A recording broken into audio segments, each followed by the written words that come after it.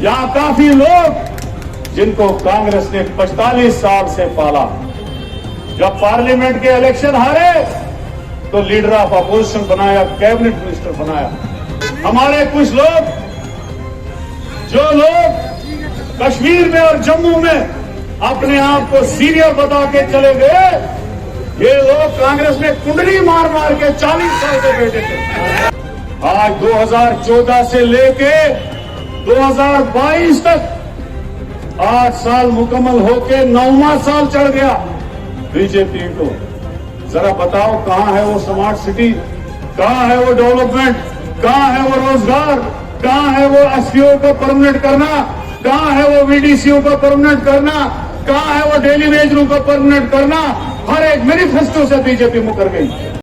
मजबूत किया जाए और इंशाल्लाह इस अज़म के साथ कि सोनिया जी का, राहुल जी का और उस इंडियन नेशनल पार्टी का मैं अध्यक्ष बना हूं,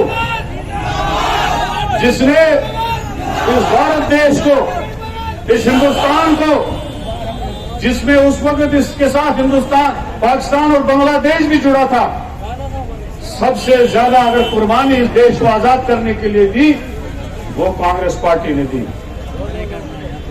गांधी जी से लेके नेहरू जी, इंदिरा जी और राजीव जी तक अपनी जान की कुर्बानी दी है इस पार्टी ने इस हिंदुस्तान के लिए। आज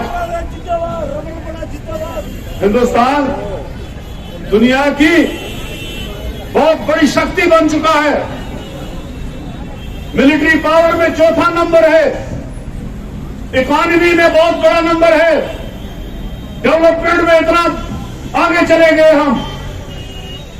लेकिन मेरे भाइयों, जब से बीजेपी आई है तब से डेवलपमेंट का ग्राफ भी कम हुआ, तब से जो जीडीपी था वो भी खत्म हो गया, तब से रुपए की जो कीमत 50 हो गई थी। उस वक्त मोदी जी ने बहुत कुछ बोला था कांग्रेस के खिलाफ, लेकिन आज रुपए की कीमत 80 पहुंच गई है डॉलर के मुकाबले में। आज बेरोजगार नौजवान भाजपा के 8-9 साल में दर-बदर सड़कों पे, डेली वेजर सड़कों में दर-बदर, कैजुअल लेबर दर-बदर, बेचारे जो सब इंस्पेक्टर बने थे उनकी लिस्टें खत्म की गई। गरीबी की ये हद है, अगर कोई 500 या 600 रुपये मजदूरी लेता है तो 250 रुपए की तेल की बोतल खरीदनी पड़ती है। अगर सब्जी लेने जाएगा तो 150 रुपए की है। शादी किसके करेगा, मकान किसका बनाएगा, बच्चों को कहां से पढ़ाएगा। अब तो पेड़ भी पूरा गरीब का नहीं पलता है। यही बीजेपी ने हमारे लोगों को दिया। ये जम्मू के बीजेपी के लोग सड़कों पे होते थे, कभी पुतले जलाते थे, कभी टायर जलाते थे।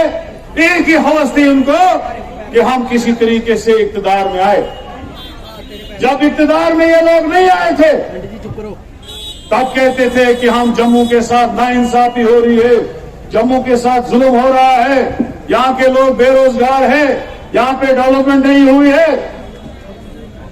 आज 2014 से लेके 2022 तक 8 साल मुकम्मल होके 9वां साल चढ़ गया बीजेपी को। जरा बताओ कहां है वो स्मार्ट सिटी, कहां है वो डेवलपमेंट, कहां है वो रोजगार, कहां है वो एसपीओ को परमानेंट करना, कहां है वो वीडीसीओ को परमानेंट करना, कहां है वो डेली वेजरों को परमानेंट करना। हर एक मैनिफेस्टो से बीजेपी मुकर गई और उल्टा 5 अगस्त 2019 को हमारी जो गुलदस्ता स्टेट थी, जिसमें महाराजा ने बाहर के लोगों को यहां रोजगार बंद रखा था, जिसमें महाराजा ने बाहर के लोगों को यहां नौकरियां बंद रखी थी, इन्होंने स्टेट का दर्जा भी छीना और बाहर वालों के लिए वोटर जो 20 से 25 लाख वोटरों की एंट्री की बात हो रही है, बाहर वालों को बसाने की बात हो रही है। मेरे जम्मू के भाइयों, हमें किसी बीजेपी से डर नहीं है। बेठोक बोलते हैं कि हम उसका विरोध करते हैं। यहां का अगर एमएलए बनेगा जम्मू ईस्ट से या गांधीनगर से वो जम्मू के रहने वाले लोग बनाएंगे, न कि यूपी बिहार का बंदा बनाएगा। इसलिए हम बीजेपी की हर एक गलत पॉलिसी को विरोध करते हैं। आज राहुल गांधी जी भारत जोड़ो की यात्रा पे निकले हैं, उस पार्टी के खिलाफ निकले हैं जिस पार्टी ने 8 साल में हिंदू, मुसलमान, सिख, ईसाई हर मजहब को आपस में लड़ाने के बगैर कुछ नहीं किया। लिंचिंग के केस इनके वक्त में हुए, लड़ाइयां इनके वक्त में, पोलराइजेशन पीक पे, बेरोजगारी पीक पे, हर चीज जो है इनके वक्त में हुई। इसीलिए हमारे लीडर नौजवान राहुल गांधी कन्याकुमारी से जम्मू और कश्मीर आ जाएंगे और इंशाल्लाह हम उसके साथ हैं, उसके हाथ हम मजबूत करेंगे।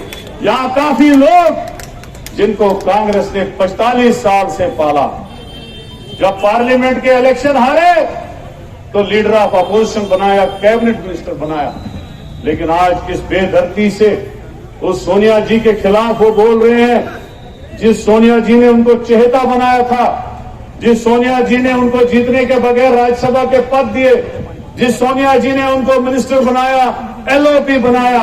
आज बहुत दुख हो रहा है जब वो प्रेस में और मीडिया में ये बताने की कोशिश कर रहे हैं कि मुझ पे बड़ा जुल्म हुआ था, बहुत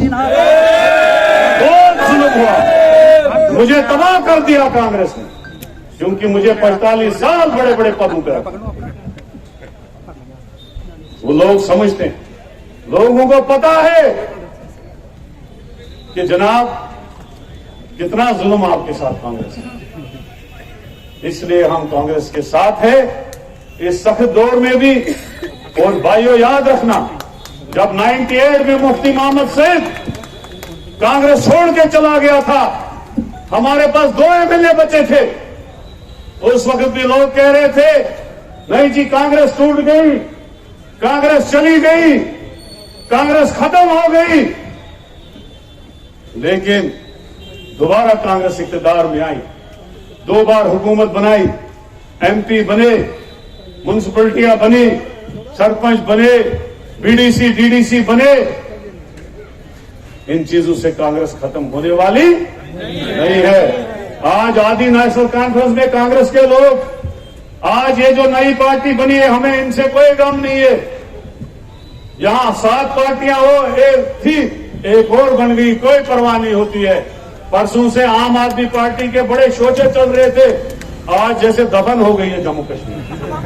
इनकी पार्टियां भी 1-1.5 महीने में बिल्कुल खासतर हो जाएंगी, लेकिन कांग्रेस का झंडा हमेशा बुलंद।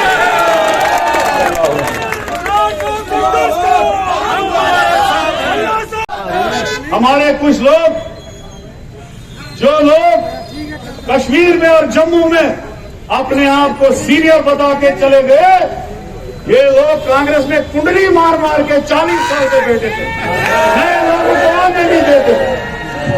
मेरी प्रेसिडेंट बनने में भी इन्हीं लोगों ने शोर किया, क्योंकि ये किसी नौजवान का आगे लाना नहीं चाहते थे। इनको पता था अगर नौजवान आएगा हमारी दुकानें बंद हो जाएंगी। अब नौजवानों का दौर है, नौजवानों आगे बढ़ो, उठो, जागो, इनकलाब लाओ। इनका दौर खत्म हो चुका है जम्मू कश्मीर में, अब नौजवानों का दौर है। अब हमें उन लोगों की जरूरत है जो 50 साल इस पार्टी को आगे ले जाएंगे। मैं रजनी पाटिल मैडम को यह कहना चाहता हूं, हम जगह जगह, हर डिस्ट्रिक्ट, हर ब्लॉक, हर गांव, हर मोहल्ले में जाएंगे, ऐसे चेहरों को लाएंगे जो ईमानदार होंगे, जो दयानतदार होंगे, जो पार्टी के लाइलिस्ट होंगे, उनको आगे लाएंगे और सोनिया जी और राहुल जी के हाथ मजबूत करेंगे, इंडियन नेशनल कांग्रेस को मजबूत करेंगे। लिहाजा हमारा यहां कोई जलसे का प्रोग्राम नहीं था। हमारा आज खाली एयरपोर्ट से लेके ऑफिस तक खाली रिसेप्शन था और मुझे चेयर पे बैठना था। लेकिन वर्करों ने जिद की कि आप कुछ बताइए, स्पीच देनी पड़ेगी। फिर हमें अंदर इतनी जगह नहीं थी और हमें रोड पे माइक लगानी पड़ी। अब मैं गुजारिश करूंगा अपनी प्रिय नेता, हमारी बहन, जिनका मैं बहुत बड़ा एहसानमंद हूं, रजनी पाटिल जी का, वो आपके सामने खिताब करेंगी। लेकिन उससे पहले मैं पवन रैना को बोलूंगा, आ गया।